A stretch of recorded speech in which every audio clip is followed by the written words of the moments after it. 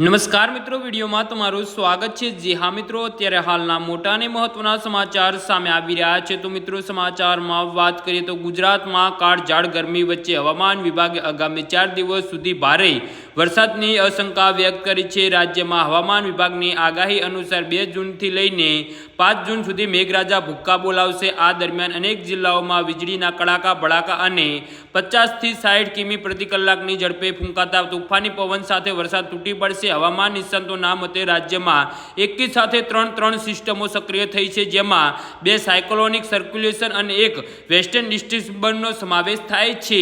આ સિસ્ટમોની અસરના કારણે સમગ્ર ગુજરાતના વાતાવરણમાં પલટાયું છે, તો બીજી તરફ કેરળમાં 4 જૂનથી ચોમાસાનું આગમન થવા જઈ રહ્યું છે, જેની અસર પણ વર્તાઈ રહી છે।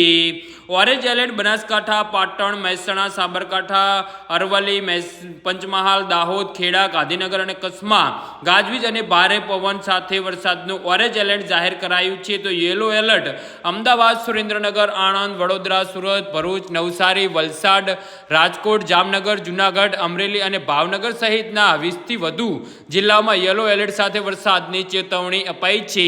આ આકાશી આફતના પગલે માછીમારોને દરિયો ન ખેડવા અને નાગરિકોને ભારે પવન દરમિયાન સાવચેત રહેવા તંત્ર દ્વારા અપીલ કરવામાં આવી છે। જી હા મિત્રો, તો આના વિશે તમારું શું કહેવું છે તો નીચે અમારી કમેન્ટ બોક્સમાં જરૂરથી જણાવજો અને અમારી યુટ્યુબ ચેનલને સબસ્ક્રાઇબ કરવાની ભૂલતા નહીં। ધન્યવાદ।